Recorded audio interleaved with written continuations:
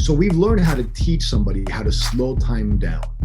And the way you slow time down is when the only thing on your mind is what's on your mind. That's when time slows down. So when you're writing an article, Matt, and you're in the flow state, you've got the article, you've got the computer, you've got your thoughts, all these things are happening, right? And therefore, time is whizzing by. You're in flow state, as Chick High would say, and 6 hours turns like it's 2. But that's an outcome process, right? Meaning I got my article written and boy, that really didn't take as long as I thought it would take. So you feel good about it. I don't want that. I want wow, man, I wrote the article in 1 hour and it seemed like it was 6. What's up, everybody? You're listening to the Hustle and Flowchart podcast with your boys, Matt Wolf and Joe Fear. All right. I think we're round 3 now, right, Marx? I think this might be round 4, actually. I was going to say it's either 3 or 4. David Allen, right? So that was technically... We had Allen, we had Rudin. I've been on twice. That's 4. So 4, so 5th? Yeah, this was your 5th time on the show. You guys should get me a chair right next to you. Yeah. Just right in the middle. I mean, the commute will be a bitch, but... But for you guys, it'd be great. We'd happy to do it. I don't know how you got the honor to get on here 5 times, my man. No, I know how. I have no idea. That's what we're going to talk about. How you doing, though? What's the update from Mark's land for everyone, actually? Okay, great. So I'm feeling great. Added more food to my diet, physically vibrant. Love what's happening in today's economy because there's a lot of opportunities.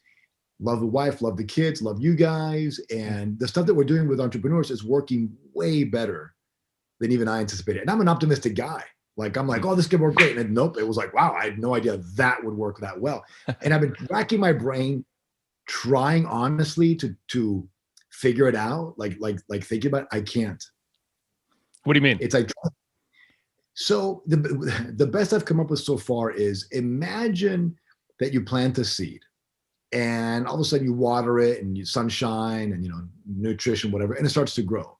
And you go, how did the seed become a plant? It's becoming a plant, but you have then no idea how the seed became the plant. So some of these principles and laws that we've used that have worked so well for us are now working even better for our clients. I don't know why, or I don't know how. And that bugs me because I want to know, right? Like I want to, why does that thing work out? For example, somebody just signed up for Focal Point, meaning the coaching double income, double time off. And the minute they signed up and paid the hefty fee, they got 2 opportunities that showed up that were going to equal more than they paid for us. Now, coincidence? I don't know. It's happened too many times about that. But I did write down 6 things that if you guys let me share, I'll share with you. That I think the audience can do to test my hypothesis that this stuff works. And your hypothesis really, really, really quick, just to give the overview, because you've given us a lot of this, is basically double your time off, double your revenue, right? Like that's the thing. Yeah. Okay. So the idea is, how do you double your income and double your time off? Now that's a philosophy, right? Now we do actually try to get you to take 150 days off. And we do get you to look at what your income is and double. I mean, we keep track of those metrics because it's important, but it's a philosophy. So one of our clients said, okay, so once I take X number of days off, I can't take double that off next year. So my question was, how much pleasure can you stand? Interesting question. Right. And I did not make that question up. Richard Bandler, the founder of Northern Linguistic Program, one of the co-founders, brought that question up. So I took it from him because I'm a great modeler, but it really is his origination. And it's a great question, isn't it? How much pleasure can you stand? So then we learned how to slow time down, which we can talk about if you want, so that 1 hour seems longer. And I think everyone wants that right now. Do you remember when you were a child and you went to play with your buddies? Now, I don't know how you guys play with your friends, but we'd get our bike and just go down the street and, go to Johnny's house or what. Okay. Yep. And summers lasted forever and days were super long. But now you wake up and you're like, where did they go? Right? Yeah. And that's a terrible way to live, right? So what we've done is we figured out how to slow the day down. So it's like when you're a child and it's like you put a week's worth of experiences in a day. And that is a very trippy thing. So give us we got to get into that. I mean, do you want to start there with Marx? Do you think that's a good spot? It seems like a good tease, and then we could talk about the principles after this, huh? Sure. So all right, so let me give you where I first heard this, right? So there's a guy named Dan Inosanto. Dan Inosanto was Bruce Lee's best friend and protege, meaning the one guy that Bruce Lee loved the most and, hung out with and taught. And we studied with Dan, meaning I studied with Dan for about 10 years, martial arts, many, many years ago. Mm-hmm. I just turned 51, and I was with him from about age 18 to about 38. Wow. So anyway, so Dan said he once asked Bruce Lee, he goes, dude, how are you so fast? And Bruce Lee goes, I am not fast. I simply slow time down. And the guy's like, what? Like, what do you mean you slow time down? So Bruce said, as you see this, and my hand kind of claps to the hand, right? It's Newton's speed. He said, Bruce, he goes, I would see this. So he could slow it down. It's like now, Matrix bullet time. I was just thinking that. But here's the key. Have you guys ever been in a bicycle accident, motorcycle car, or a situation where time slows down? Oh, yeah. Mm-hmm. Right? Like, when I was in a car accident, everything was like slow. It's like, oh, real slow. Or a bike accident. So what's happening is your brain hyper focuses on everything around it. And that makes the perception of time slow down. It has no thought except what's occurring. You're so present in the moment, time slows down, right? Because time is all about perception. There's no such thing as time. Remember Einstein? Mm-hmm. A minute with a pretty girl seems like a second, but a minute in a stove with your finger on it seems like an eternity. Time is truly relative. Right? So are you time referring to like being in a flow state? Is that sort of the same thing? Because a lot of times if I'm in like that flow state where I'm just not thinking about time, I'm heads down, getting something done, that to me almost makes time feel like it disappeared, right? Like if let's say I'm like writing an article and I'm in a flow state and I'm just like, wow, this is just flowing really good. I could spend 6 hours, but that 6 hours felt like 2 hours. You know what I mean? And that Csikszentmihalyi wrote the book called Flow, right? And so that's what he's referring to. This is probably different than flow based on his definition. It's more about being present. So remember, we go back to when you're a little child and you went to play with your buddies and that day lasted forever. Mm-hmm. Because why? You were present only with external reality rather than your internal reality. So that's the difference maybe is external versus internal, because internal would be more flow, I would imagine. Okay. Yeah. So when you're paying attention to what's really outside of your world, there's no internal dialogue going on, right? Time really goes slow. Now, for the rest of the world, they saw Bruce as super fast, right? Like super, super fast. I mean, the cameras had to speed up to catch the frame. But Bruce just saw the world as slow when he turned on what he called the adrenal burgers. So he would call it because he thought the adrenal glands were kicking in, and so time slowed down for him. And he could do it at will. He could just turn it on, and all of a sudden you're like, you're punching slow, and he could just move, pop, pop, and parry. And in his mind, he's not fast, you're slow. And that's a very different way. In fact, a lot of the principles that we've uncovered on doubling your income, on doubling your time off, are counterintuitive. They're the opposite of what you think. Example would be, if you want to make more money, take more time off. You told us that, and I was like, huh? Yeah, I remember that was the leading thing you said. I mean, that's probably the most important one, it seemed like. So we took the pyramid and we flipped it on its head. So we don't start with, okay, let's go talk about your income. We go, hold on a second. Let's talk about your lifestyle, your life. What is it you want to do? What do you thoroughly enjoy? And let's schedule 150 days off a year. Weekend, 6 major holidays, 1 extra 3-day weekend, 2 months off, right? Total 150 days off. Because what's happening then, well, we'll talk about this in a minute. Let me finish the time stuff real quick. So we've learned how to teach somebody how to slow time down. And the way you slow time down is when the only thing on your mind is what's on your mind. That's when time slows down. So when you're writing an article, Matt, and you're in the flow state, you've got the article, you've got the computer, you've got your thoughts, all these things are happening, right? And therefore, time is whizzing by. You're in flow state, as Csikszentmihalyi would say, and 6 hours turns like it's 2. But that's an outcome process, right? Meaning I got my article written and boy, that really didn't take as long as I thought it would take. So you feel good about it. I don't want that. I want wow, man, I wrote the article in 1 hour and it seemed like it was 6. Right? Because if I'm thoroughly enjoying the article and I'm present doing what it is I'm supposed to be doing. And I wanted to go slow and then look at the clock and go, oh my gosh, it's only an hour. So I don't want to finish the article in 6 hours. I want to finish it in 1 hour, but think it took me 6 hours because I thoroughly enjoyed it. Yeah. Does that make sense? Yeah, totally. So Chick Got Me High is right about the flow state. But I remember one time being in my snowboard, and it was Mammoth, California, about 12 years ago. We had owned the condo in Mammoth, and I remember going down Cornice, and I'm on this edge, and I had the awareness that I was on the edge in the mountain and that nothing else was in my mind except snowboarding. But when I had that awareness, I almost ate it. Like, like, because I had the awareness of it. But before I was doing it, it was almost as if I was in the mountain, just on my edge, standing still. Yeah. Even though I was whizzing at, how many miles an hour, right? Standing still. And that was the first conscious awareness I had of slowing time down. But now, Nancy and I, my beautiful wife, we make each day almost seem like it's a week. And it's not subjective, it is truly objective. And we do so much throughout the day.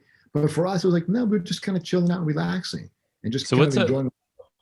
Yeah, what's an example day that, like, obviously every day is different, but what's a general structure that you guys would do every single day to make that reality for you, that feeling happen? Okay, so are you asking for our routine, or are you asking for the technique to slow things down? Well, I'd like to hear both, but yeah, I think let's start with like your routine. Like, what does a day in the life look like? So, we're up between 5 and 6 in the morning. And, first thing I do is I get up and I go check my blood sugar levels, make sure that they're in line, which thank God that they have been. And then, I write 10 goals every morning. I take a journal out and I write 10 goals for the year. And they're generally, I'm sitting on a journal. They're generally the same. And so I write today's date and 10 goals, and I write them as affirmation, right? I, X, Y, Z, we, X, Y, Z, and then I sign it. And that's the first thing I do because, when your brain is first awake, dopamine is released. And dopamine is that part of the brain that feels good, but is achievement oriented. Same with norepinephrine. So there's epinephrine, which is in the body, and there's norepinephrine, which is in the brain. So dopamine, cortisol, and norepinephrine are at the peak when you wake up, which is why, meditation right off the bat is not a good thing. People, it's not, because you're going to not take advantage of those hormones. So I give my brain something to achieve right off the bat. Hey, here's the 10 things we're going to do this year. So it gets excited and happy. Then I go down, I do my affirmations with havening. And, the havening process, right, that we do. We did a whole episode, so anyone curious, go check out havening, and Marx will be on there too. Of course. And so I do that. And then I do it differently than I did in the past. And so we can talk about that if you want at some point. And that'll take about 10, 15 minutes. And when I'm doing that, my wife is doing it with me. So I do the affirmations out loud. I haven, she havens. We both visualize the outcomes of the affirmation. I start with my definition of purpose, which is, from Napoleon Hill's book, Think and Grow Rich, right? I, Marx Acosta-Rubio, along with honey, we have X, Y, and Z, and external for that, yada, yada. And I say it 3 times. Then I go through affirmations of states that I want to have and things that I want to do and emotions. I am faithful, I have faith, I believe, I'm confident, I feel healthy, I feel happy, I feel terrific, just things that put me in a good state. And, and I'll do the havening and I'll visualize it, the face, arm, hand havening. And then after that, and that will probably take 15 minutes. The goal takes about 10 minutes, putzing around. And now my cortisol levels come down a little bit. My norepinephrine is still excited and my dopamine is still excited. So then I do the Wim Hof breathing. Around the floor. Nice. Which I love. I usually don't talk about it because people go, well, how do you do it? Go look up Wim. And it's about 20 minutes, 25 minutes. And I get to about breath hold about 3 minutes and 30 seconds on my 3rd and 4th round. And then after that, a nice warm shower with a cold shower. And then I'll do a Goscue. And then after Goscue, breakfast. And then at breakfast at the table, my wife and I, we sip our nice, delicious coffee after having the breakfast. And we go over the day. What are you going to do today, baby? What do you got planned? We sort of review the projects, talk about our clients. And it probably takes us 30 minutes, sometimes more. But it feels like it takes us 5 hours, right? Because we're just chilling, enjoying it. We're present. Time's really slow. And all these things are just taking advantage of the brain hormone. So by the time that I get to my desk, which is probably 8:30 at this point in time, right? It takes a couple of hours to go through the routine. I know exactly what's going to happen. I know exactly what my outcome is. And because I practice GTD, right, getting things done, also look at David Allen's episode that you guys had with him. And nothing's on my mind except for whatever's present. And that's one of the tricks, right? Matt, how do we do that is really it's when the only thing on your mind is the only thing on your mind and you're aware of that, then time slows down. It's when you have more than one thought about something at that moment in time that the time speeds up. The trick is sort of this Parthenon of techniques that allow you to be present in the moment, meaning now we can talk about just be mentally present. It doesn't work like that. You have to understand how to capture every thought you have so that when you show up, you have no thought. If you do, you got to write that sucker down. So David talked about, I think in your podcast, David Allen said that and he said this a bunch of times before, there's a big difference between capturing 99.9% and 100%. In order to slow time down, you got to capture 100%. 99.9 will not. It won't do it. My beautiful wife and I, we had this epiphany together. We were going for our daily walk, which is something we do before lunch or sometimes after. And about 30-minute walk. We just walk, we live in a golf course area, so we walk over the golf course and back. And we're just walking and this is a couple of months ago, we're having no dialogue. And I go to her, does it seem to, it was 11:30 in the morning. And I go, baby, doesn't it seem to you like the days go by really slow? She goes, yeah, I was thinking the exact same thing because we're very in sync now, right? She goes, I think the exact same thing. I was like, weird. And it's only 11:30. She goes, I know. And so that's when we discovered this whole slowing time down. And we began to teach it to our clients I'll share with you guys how we go through the process. And they started not 24/7, but they get a glimpse of it. They get to touch it. And then when they had that, once you have that visceral awareness of like, oh my gosh, I just did this and it felt like it was time had slowed down. I was totally present. Now they can not chase it, but they can attract more of it. Right. And it really becomes, and the reason why we start with taking 150 days or 200 days off a year, whatever you want, we make our clients schedule it. We make our clients pay for it in advance, all of this stuff, right? Is because by doing that, we invoke 3 very important laws or principles, which I'm happy to share if you want now with the 6 deliverables. And this will all tie back, I promise, to this whole idea of slowing time down, because slowing time down really is one way that you can double your time off, double your income. And more importantly, like we said in the beginning, that philosophically, it's about being, you want to live 100 years and go, I am so tired. I think I've been here 1,000 years on this earth. You don't want to go, holy crap, I'm 100 years old. And it's like, I blinked my eyes and here I am. Right. You want to show up at 100 exhausted going, oh my God, that's been forever, because that is a life worthwhile. A life worthwhile is not when you go, well, where did all time go? That's, which, like, when you hear all the, the last words from some of the older people, that's typically the biggest regret. Yeah, they have 5 regrets. There's a book called The 5 Regrets of the Dying, right? Which they talk about, I didn't think big enough. I didn't do this. I didn't love enough. I didn't blah. We don't want that. We want to be like, who was it in the Bible? Was it not Paul and Tarsus, but it said, let him find you. You fought the good fight. You give it all you had, right?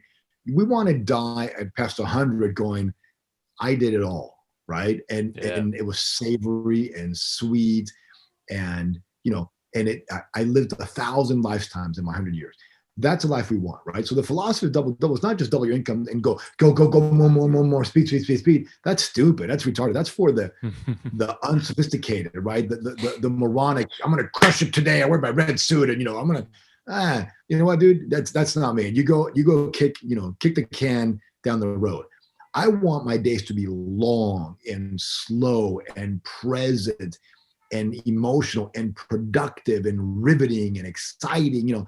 I want to end each day going, that was an awesome day, right? Not, I got 8,000 emails responded to and these widgets, not for me, right? Now, if that's for most, and that's, I want to talk about the void, because the void is one of the most dangerous things for entrepreneurs. But so for me personally, right, selfishly, that's why I study all these guys like David Allen and Richard Koch, right? You guys get the book Unreasonable Success?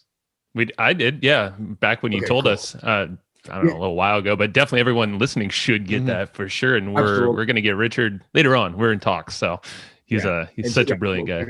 Thank you. He's amazing. Oh, my pleasure. And in his book that he said to me, he said to Marx Acosta-Rubio, the godfather of unreasonable success, right? So that's pretty cool. To me, I don't care if anybody cares. I care, like, wow, like Richard Koch, the man, called me the godfather of the book. This is amazing. Those are joyous moments for me, right? That's like those are things that I live for more than the millions and whatever the case may be, right? So I selfishly want to slow time down because I want to pack in experiences throughout the day. So how do we do that? Well, the first thing is we got to work less. Because if you don't, if the more you work, the more hamster would you get on. Go, do, go, do, do, go, do. And then what happens is you end up spending 6 hours, which seems like 2, which is fine. But I want the opposite. I want to get it done 1 hour and make it seem like it took 6 hours. So, and it's really easy to fall into the trap as an entrepreneur to just take as much time if you have this void to fill. And maybe that's the void you're referring to. You have this big container of time that you're just like, I got this much time. Well, you're containing that time into a tiny little void, I guess, your container, maybe of an hour instead of 6 to get something done, the right thing done. So you walked right into it, right? That's because you're so smart. I'm so smart. We have these laws, these principles, these rules that are universal, like the law of gravity, right?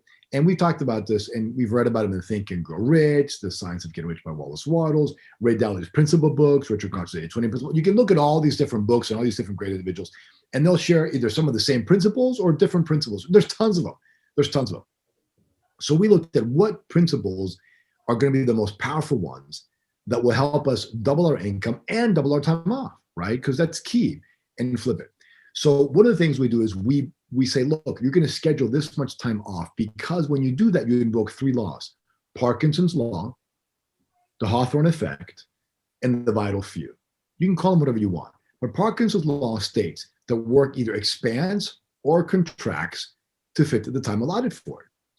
So if you're going to take 6 hours to write and by the way, this is primarily intellectual work. You can't dig a ditch in 3 hours. It might take 8 hours, right? So manual labor, I understand, is not necessarily the thing we're talking about. Does that make sense?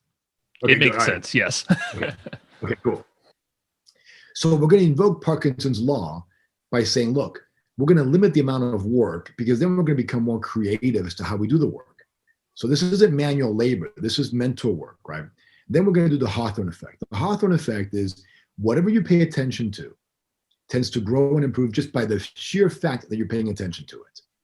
And this was a study they did many, many decades ago in a manufacturing plant where they observed women. They turned on the light to make it brighter. Productivity went up. They dimmed the light. Productivity went up. Right? No matter what they did, productivity went up. And when they finally asked them, why does productivity go up? They said, well, no one ever cares to look at us. The fact that you're watching us makes us perform better. So the Hawthorne Effect was born. So when you start to pay attention to these vital few things, or these focal points, or these X marks the spot, or whatever, and you minimize the amount of time, you're going to get rid of the distraction, the 80% that doesn't work, and you're going to focus on the third principle, which is the vital few. So we invoke Parkinson's law, the vital few, and the Hawthorne Effect when we limit your ability to work. Because now you got to go, okay, well, if I only got to work these many hours, I got to get this result done. What are the vital few things that will really move that needle? And what do I have to pay attention to? So if I intellectually told you to do this, you wouldn't do it. But if I force you not to work on weekends, not to work on holidays, to schedule 2 months off the year and prepay for it, as an example, and take 1 3-day weekend off every month or more, right? And commit to it. Now your brain goes, oh, shoot, now I've got to do it, right? And we invoke that creativity rather than, well, I really don't have to. So, and it's counterintuitive because, Elon Musk said you can't, get ahead in life unless you work 80 hours a day. That may be true if you're a programmer and you got to program 80 hours or a ditch digger. But I've studied and I've interviewed a lot of billionaires, and nobody works 80 hours a week. They're always engaged in something. But sometimes it's riding a bicycle, a motorcycle, getting on an airplane. They get on their private Lear jet, have a conversation with the buddy of theirs.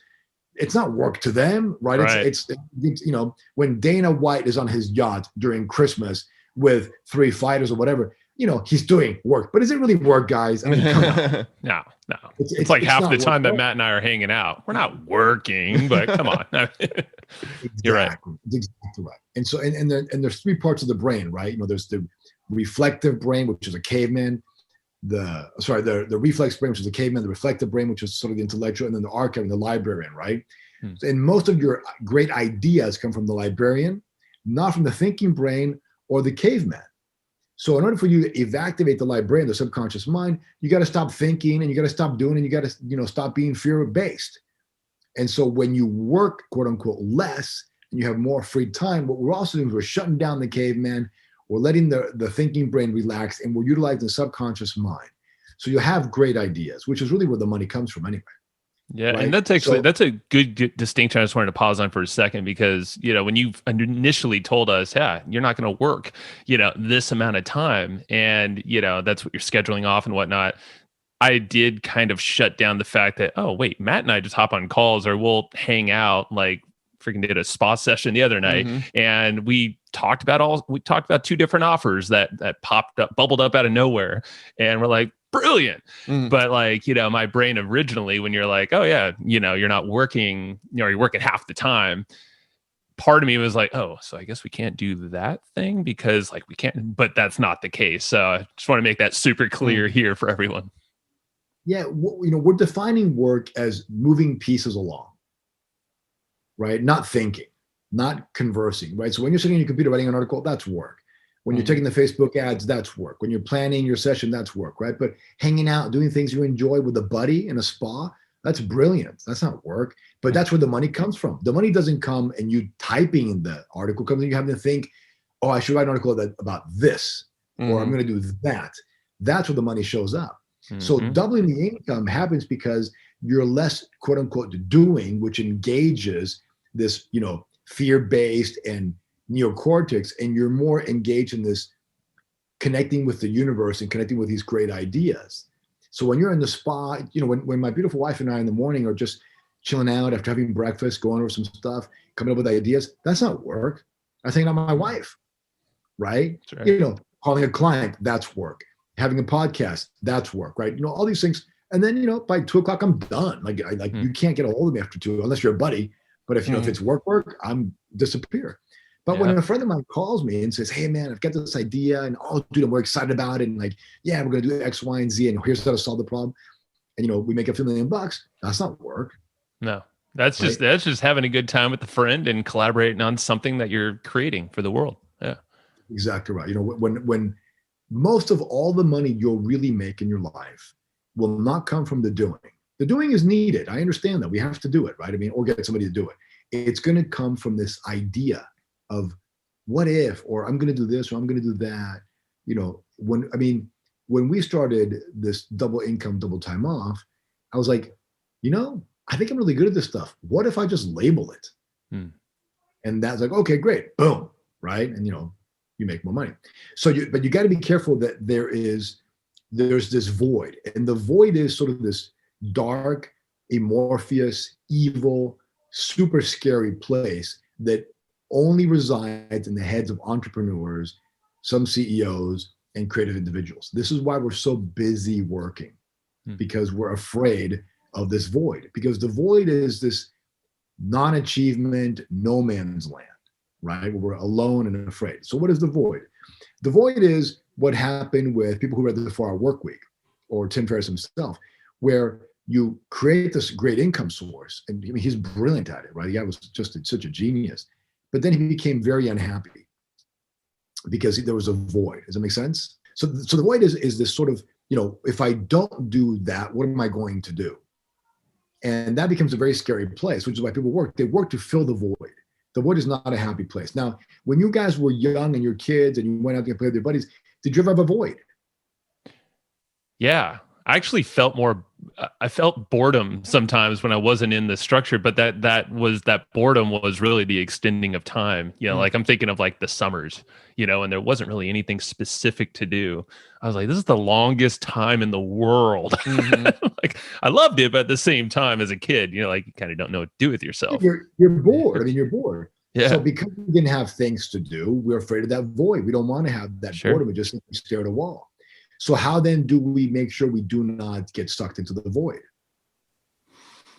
Have purposeful things to do and things planned, maybe that you want to do in advance. You have to become hedonistic. You got to seek pleasure. Hmm. You got to put that above all else, primarily, again, counterintuitive. So if you love to ride motorcycles, make that your priority, not your job. If you love surfing, make that your priority, not your job. If you love guitar playing, whatever you love, make that your priority, everything else around it. It's scary, but it's the only way to double your income, double your time off, and slow time down, and avoid the void. Does that make sense? Perfect sense. Yeah. So, my wife and I, we love, this is sound really stupid. We love to run errands. We live in a great place, right? So I love to go to the market, look at the new food, especially ones I can't eat or don't want to eat, right? I love to go buy things, So any chance I get to go run an errand, I run the errand. I get to be in the car with her where we get to chat about stuff. She's my favorite person in the world besides my kids. I get to see eye candy when we go shopping, we get to buy stuff. And we bought, what you guys saw the other day. And, I'm like, today I told this morning, what do you want to buy today? What are we going to go shop for, right? Yeah. I love to do certain activities. I love to work out. I love to read. I love to go for walks. I have so many things I love to do. I'm never at loss as what I'm going to do. I love to watch movies, right? So I make that my priority. And then I put whatever I don't make the priority into a small little time frame. So I get in, get out, get it done pretty quickly. Now, it is critical. So the first one is to invoke those 3 laws. Second piece is we have to have clear space, or what they call white space. David Allen calls it, for example, clear space. Richard Koch would call it white space. And that means is moments where your brain is not thinking of something, but about something. Meaning, when you and Matt are having a spa day and you're chilling out, that's white space, because now it's like a whiteboard or clear space, and you could just have all these ideas and sort of download. I was just going to say, this is something referenced a lot as Keith Cunningham as thinking time as well. So it's one of the most valuable things is creating a space like this. It's similar to what Richard was talking about. Yeah.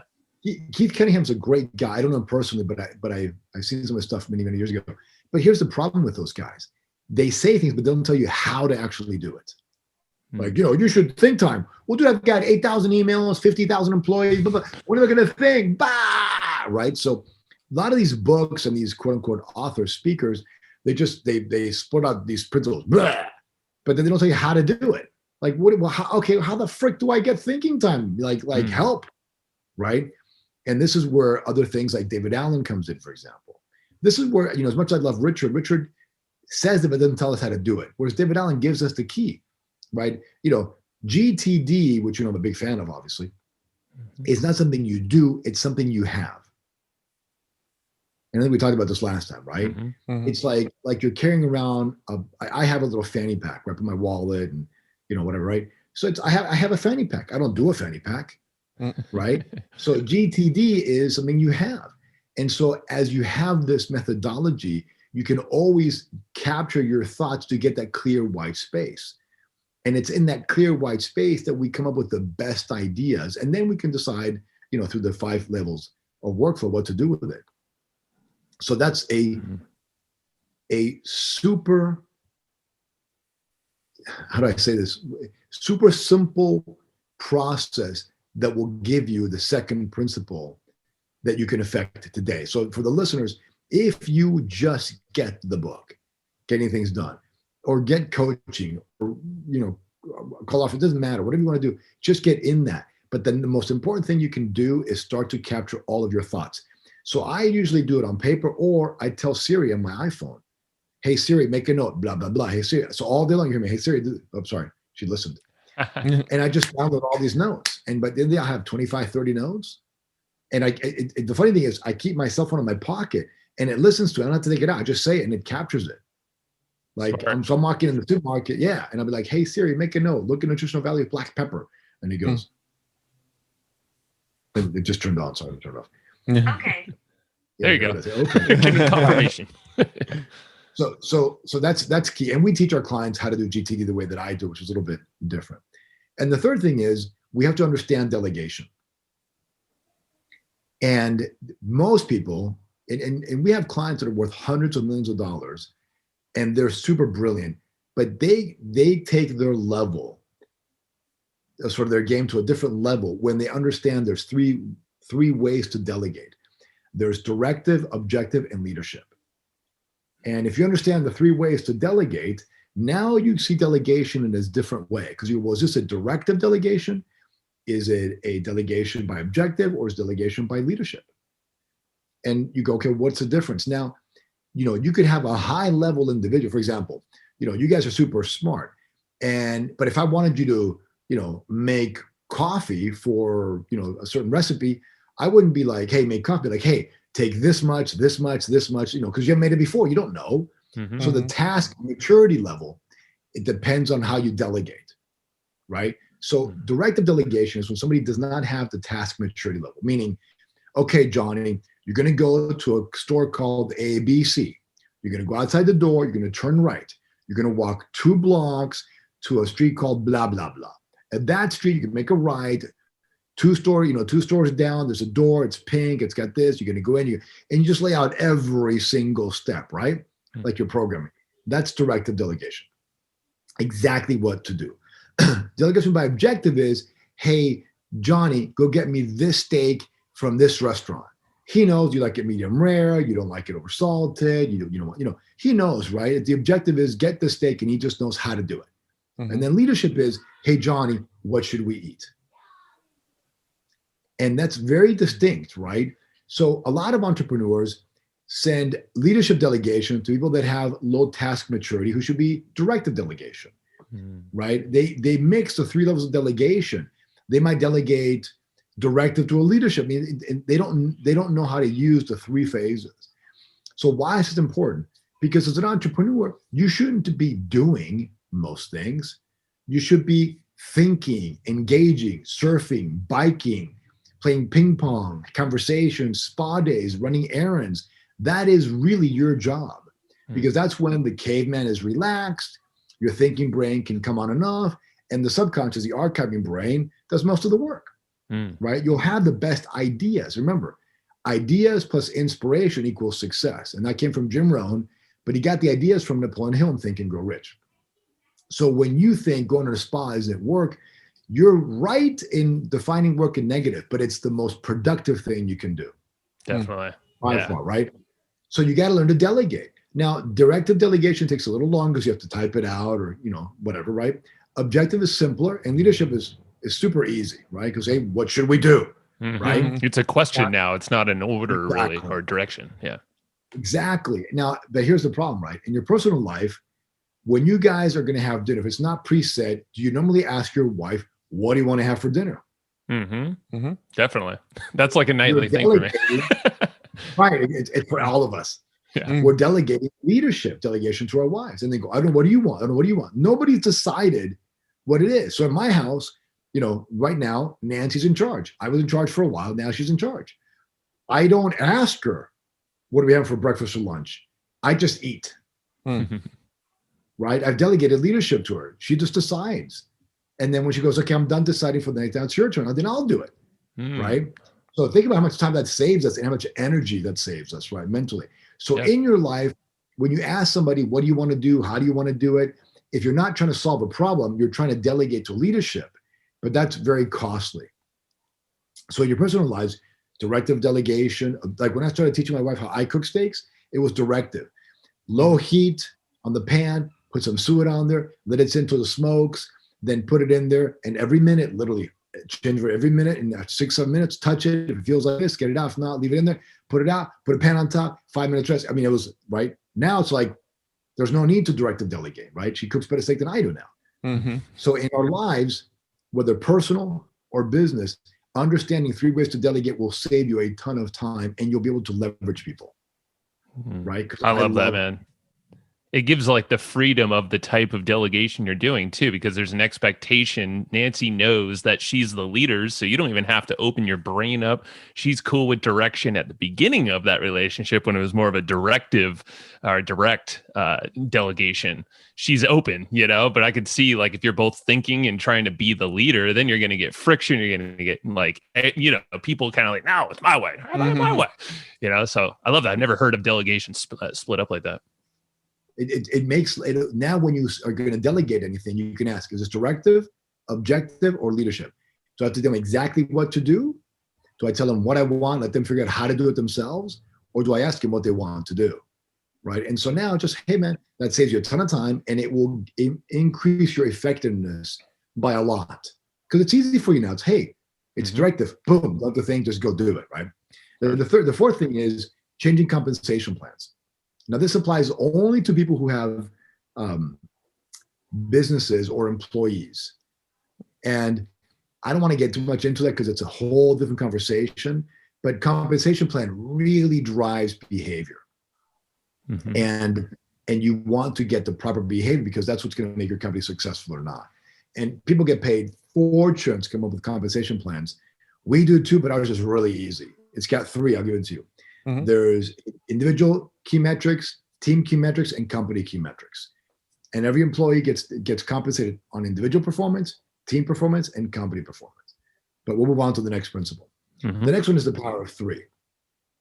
And the power of 3 is a close cousin to the 80-20 principle or the vital few. And if we had time, which I know we don't, I would have you guys write down 10 things that you do. 1, 2, 3, 4, 5, 7, and 10. And that's okay. And then write down the results that you want to get. Okay. Now pick the top 3 of these things to generate 80% of the return or more. Oh, it's this one, this one, this one. Okay, great. You won't do anything else except for that. You're only going to do those 3 things. You're not going to do the other 7 things. And it's hard. It's super hard not to do the other 7 things, but that will increase your effectiveness. Question. And we asked them, yes. How do you is there a way, like, have you felt resistance to that? So when you pick your top 3, let's say, and you have all these other things, like, did you have a period where your brain was like, well, there's still these other ones that I feel like are pretty important, how do you combat that? Yeah. I know you don't now, but like when you were getting into this flow. No, I mean, everybody combats it daily, right? It is something the challenge with what most people tell you to do is that they think you do it once and you're done. That's not at all. It's a continual daily awareness and practice, right? So how do you do it? I do it simply. I just put it all. I have a folder in my GTD system called Hold, and I just stick them in there. Hold for now. So it's in its place, it's captured, and it's not, no worries, the thing's not leaving, it'll be there tomorrow. So those other 7 tasks that are on that list, it's not necessarily like, well, I'm just not going to do these tasks anymore. They're just like that's not the priority for today task. And sometimes they become the priority, sometimes they don't. But it's the rule of 3 that's most important. What are the 3 things? And sometimes it's a behavior set that lasts forever. Right? Like it might be calling clients. I'm making this up, right? So, it's just a behavior set. So, calling clients that we do every single day, I'm assuming, and that beats the other ones. But if you capture it via GTD and you put it in a folder, for example, Hold for now, your brain go, they're there. I can use them if I need to or do it, but I'm not gonna. I love that. So David has the someday maybe folder. That's cool. I have one too. I love my Hold folder. Because Hold is sort of in between someday maybe and active prod. It's like, you know what? I think I'm going to do this. So it's not a someday maybe. It's I'm probably going to do it. I just got to hold it for now. So I put everything in there that is not this week or next week. But sometimes those things pop into, right? It's like, oh, now, for example, I had find a new doctor because we changed insurance to different insurance. It was on my Hold for 2 months. Well, now it's an active project, right? Not a problem. It popped in. It wasn't a someday maybe. It was a yeah, for sure, just not now. Yeah, I like that a lot. Yeah, because that little gap there, because I was actually struggling with that when following GTD and the someday maybe. It's like it almost felt too far off in a way. So I like that Hold intermediary. Yeah, it's like so. And for me, since we're diverging quickly, my GTD system always has projects and action items that I want to do always. If there's any little, boom, it goes to hold. I know it's there. I just don't need to see it right now. And that makes me go, and this is the coaching that we do, right? And why I think we do, our customization of GT is a little different entrepreneur-wise. We need that. Let's hold it for now. Like, not right now. We're going to do it most likely, but let's hold it. So that's where we put it. But we focus on the top three. Now, and to piggyback on that, Joe, there's a great question, and you guys can do this now if you want, or we could do it later.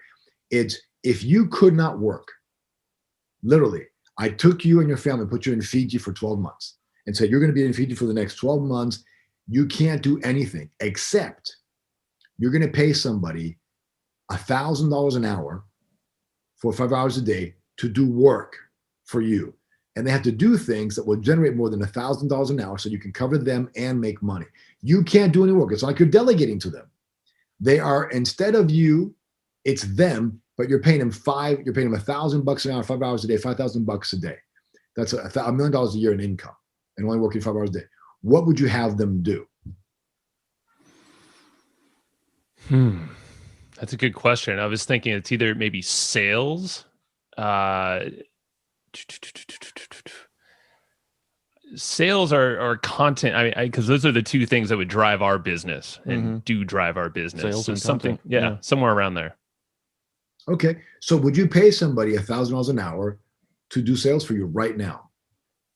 Now with the framing from the spa sesh, yes, because we would have an offer to support, multiple offers to support that. Okay, great. That's all you should be doing. Mm-hmm. And Yeah, then because we that's could a reality. basically- I could see that picture now with, like, the end goal monetary, and we have mechanisms to back out that revenue and continuity attached to it. 100% that's doable. So, and Matt, would you pay somebody $1,000 an hour to write the content that you want to write now?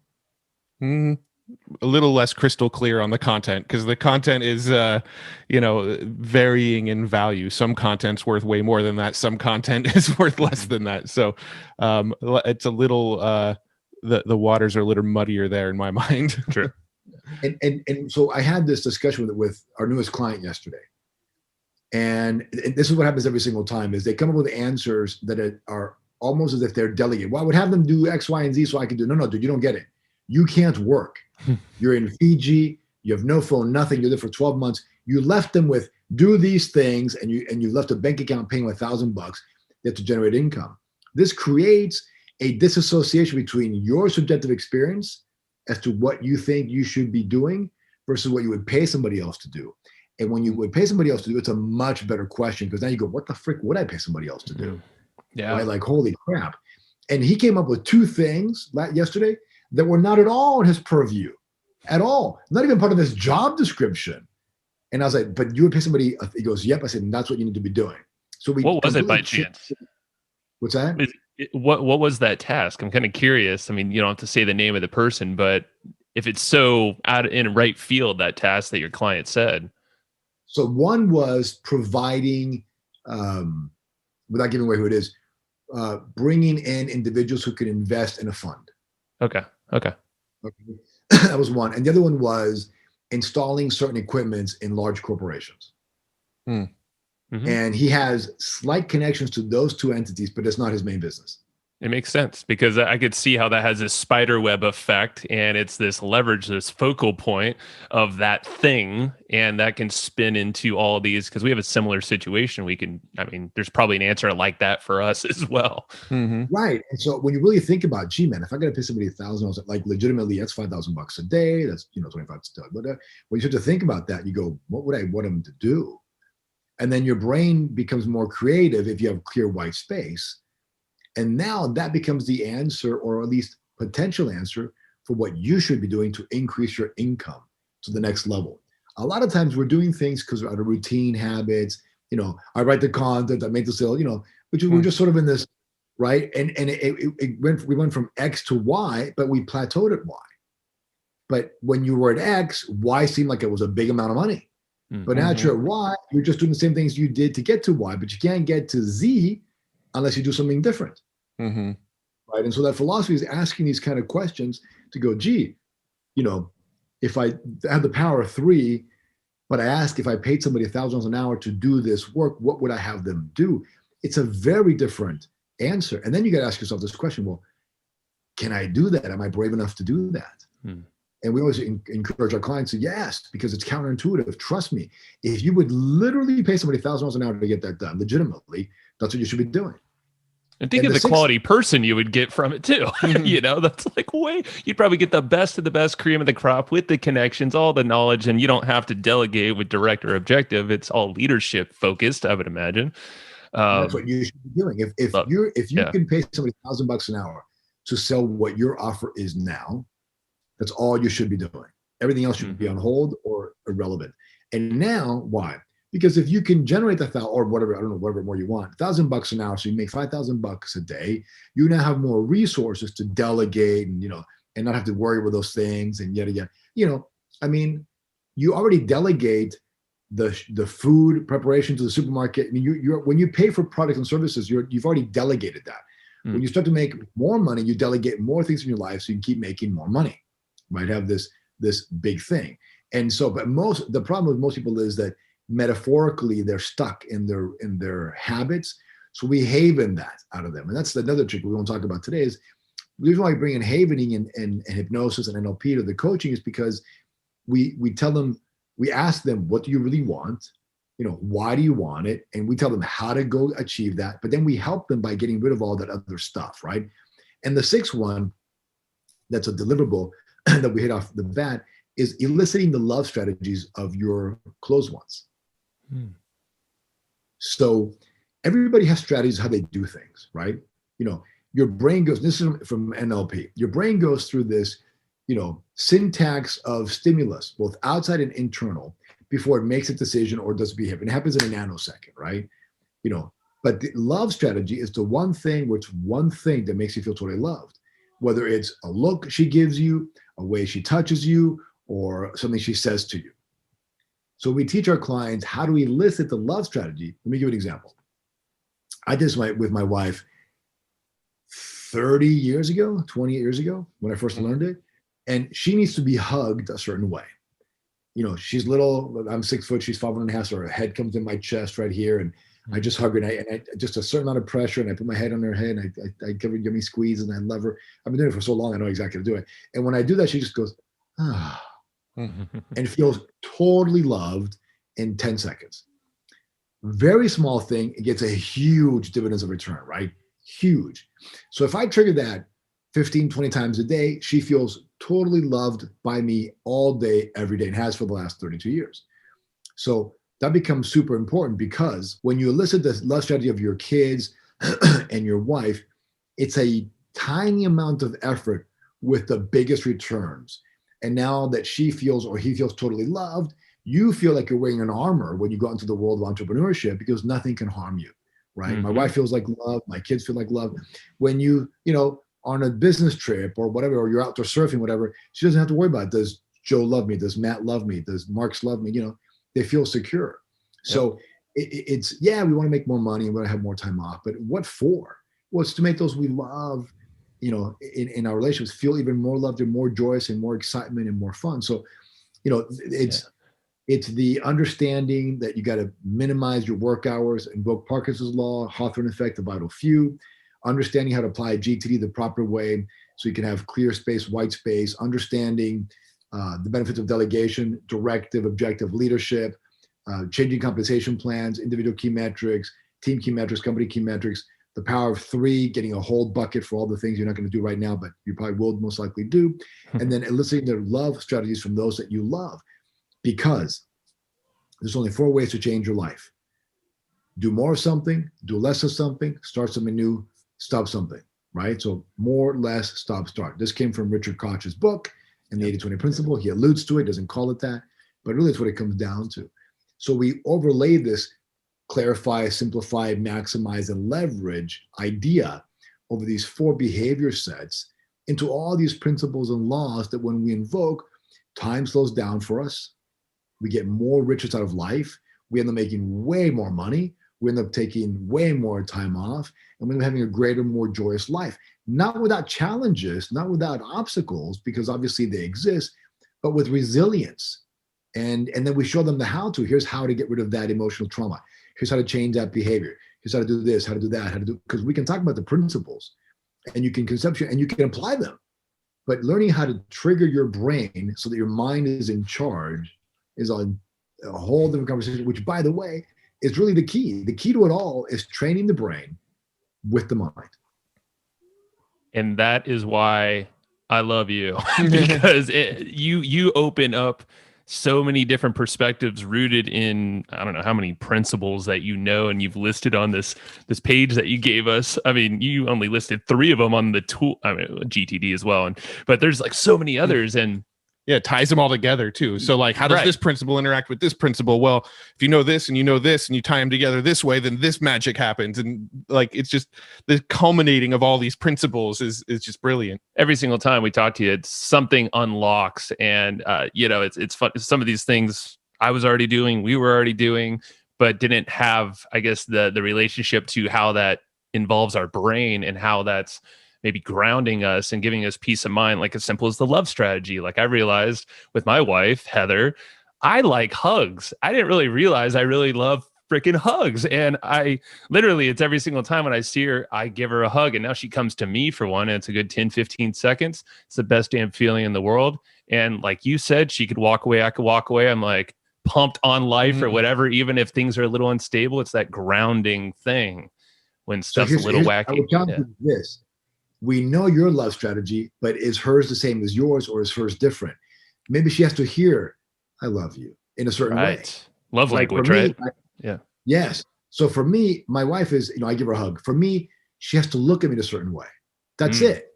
And she doesn't really go, oh, I just feel totally loved. There you go. I didn't know. But the idea is, when was the last time you felt totally loved? What did you see, hear, feel? We sort of elicit that, right? So we got to figure out, I know what it is for you, and maybe it's the same for her.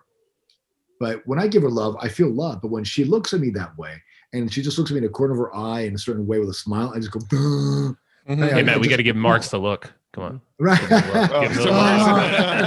We got him. Well, so you've said focal point a couple times, coaching thing, all that stuff. I mean, there's a reason why we keep bringing you on this show for the 5th time now. And I don't know how many calls and hours we've spent on the phone. We've never met in person, which pisses me off, but that will happen someday soon. I know. And so tell us about what you're doing for others, because I think if someone wants to contact you and actually, because you've always been very transparent and open and giving your email address and saying, if you want help from me, reach out. And I know a lot of folks have listening, but I think there's even a bigger reason, and you have a lot more structure even around the right people reaching out. So the answer is yes. And thanks for reminding me, because I sort of forgot about that. So, we're not cheap, right? We charge $120,000 for coaching clients upfront for 12 months. They pay upfront and it's done. But for the first time ever, we want to do a group coaching format. And because most people that really can apply it really can't afford the $120. And for us, if somebody doesn't make at least $500,000 a year in income, we don't want to charge them the $120, because, it wouldn't really be fair to them necessarily, right? It would be kind of scary for them.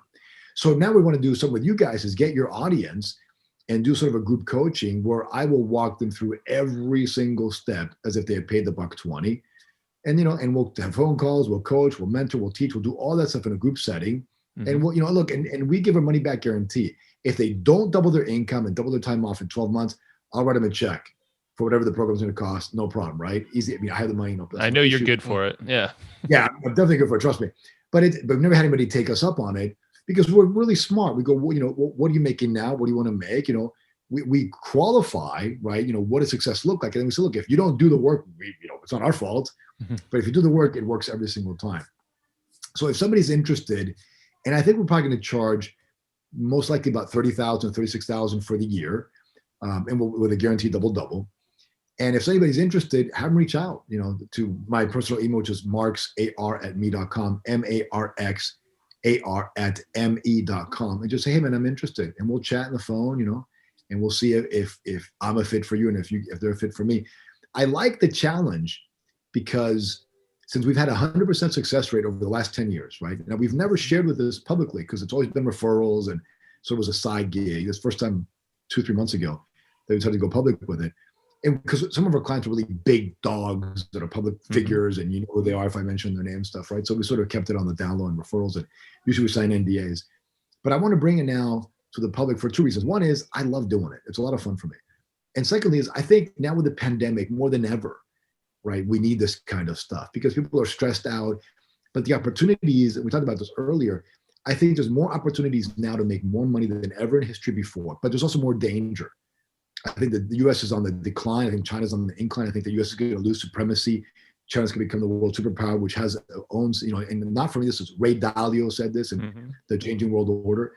But I think if we're able to surf those waves the right way, we can make a lot more money and have more freedom. I also think the world is changing, whereby, we live in Texas right now, although we've got a couple of residences, but I see myself as a Texas resident, but a world citizen now, which is different, right? Meaning Texas is my home. I love the state of Texas. I love this state. No income tax, freedoms, nice people. I mean, the best is voted the best business. I love it. I love it. I wouldn't want to live anywhere else right now. But I see myself as a citizen of the world because things are changing and the borders are they're disintegrating, right? So if you're not understanding China and India and Taiwan and Mexico and all these different places, you're going to miss out, right? Because we're seeing that the education in China is kicking the butt of the US education. Now, maybe your business has nothing to do with education in China, but it does. Because someone from China is going to come here, or they're going to start doing stuff on the internet. It's going to wipe you out if you're not paying attention. Yeah. That being said, I think the opportunities are greater. So more danger by far and more opportunities by far. And so I think now that showing people how to double income, double time off, because look, I'll leave you guys with this thought. There is no feeling in the world like financial independence. And I think everybody should strive. I didn't understand it until I got there when Jim Rohn told it to me. And I was like, oh yeah, you'd be rich. No. When nobody has any claim on you or your property, I mean, financial debt, meaning you don't owe your mortgage, you don't owe your car, everything you buy is cash, nothing, right? And you have no debt, zero debt, because we believe in that philosophy. It is your moral obligation. God wants you to be rich. The people who love you need you to be rich, or at least financially independent, which may mean something different for everybody, right? But your house should be paid for, your car should be paid for, you should have no debt. Once you get to that position, it's a feeling unlike any other, because time even slows down even more because there's less demand. You only do the things you want to do. You don't feel like you have to do X, Y, and Z, because if you don't, you're not going to get money. So I believe, right, that for the next 50 years, I want to help people, if they're there, to do even more of that. If they're not there, to become that, right? And it's easier than you think. It really is. Making money is easier. Napoleon Hill said in his book that when riches come, they come so fast in such abundance with little to no hard work, he says, with little to no hard work, that you've been wondering where they've been hiding all these lean years. And that's very true. So I have a question to you. Obviously, you're not Napoleon Hill, but you've read his stuff probably more than anyone I know on this planet, and his other work. Do you think that's like the riches come quickly? I forget the exact term that he used, but I mean, it seems like we're all doing this prep work before that point in time. Bam! You switch your schedule, you apply your beliefs are different, and then all of a sudden it happens. It's almost like this mental release. It seems like could open up the floodgates of riches for you if you understand the principles. Yeah, so it's a great question and comment. I think the best answer is, Elon Musk was showering at the YMCA and sleeping in his office 3 years before he sold his company for $400 million cash. So it only took him 3 years to go from 0 to $400 million cash in his first company, right? And sometimes people, labor their whole life till they're 60 and then all of a sudden they get riches. The answer is when you invoke the principles, either by conscious choice or unconscious choice, they work for you. Whether you do it at the age of 60 or at the age of 20, right? Or I don't know how old Elon Musk was at the time. So it's not about time. It's about employing these principles and these laws and these rules. That once you add them, the universe just gives it to you. People read books. I mean, obviously, I love to read books, right? People read books as if they're watching a movie. Done, check, next. Done, check, next. And, in some of the books, I mean, the new books today for sales and finance and personal growth, they're done. Check. Those are happy meals, right? There's nothing in there. But the other books, the classic books like Think and Grow Rich, which took Napoleon Hill 20 plus years of study, there's so much in there. If you read The Law of Success beforehand and you read that, you understand. There's something there that it's not a book you read, it's a book you try to understand. Right? Like the Bible. I mean, whether you believe it or not, it doesn't matter. There's got some amazing principles in there, right? Mm-hmm. So I think these principles have been hidden in conversations, in books and stuff. It's understanding and then applying them. And the second principle that the Hill talks about after desire is faith. And people just go, okay, whatever, faith. But nobody, he says in his speeches, very few people I've met in my life truly understand what faith is. And there's a reason why he says that. Because people go, yeah, I understand faith, but do you really understand what faith is? And we talked about this before, right? Mm-hmm. And faith is for example, those listening to the podcast, those that don't want to partake of our program, they have no faith. They'll never succeed to the next level, period. Not because they won't join our program. It's just because they have no faith.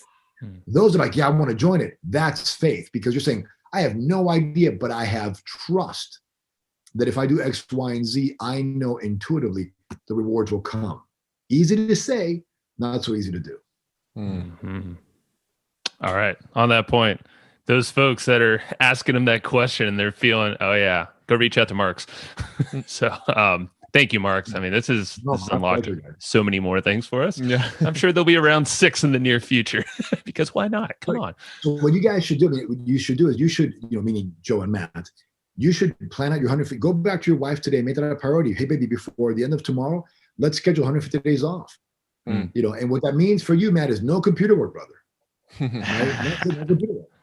And Joe, no phone work or whatever it is, whatever, just none of it. And plan your days. Like literally, we just finished it today. I get to where we're going to go. We're going to Disney World, which we love. We're going to go to our beach place. We're going to, we go to Utah all the time because we have a place there. We go skiing. I mean, I take probably 200 plus days off a year. Mm-hmm. I don't work, but I'm still hanging out with really smart, cool, amazing people. Business is still being done. Ideas are still being generated, but I am having the time of my life. Yep. So I challenge you guys, do that. Schedule your time off and make it sacred, meaning no quote unquote work, but enjoy it. Do whatever makes you happy. Have ideas, brainstorming sessions, go hang out with Roland. What? I don't care. Just don't sit behind a computer. That's right. All right. Are we doing that? Let's do it. We're doing it. All right, guys. Anything else? Marx, thank you. You rock, man. No, you guys are the best ever. Thank you so much. We'll talk soon. Love you, bro. See ya. Good, brother. See you guys.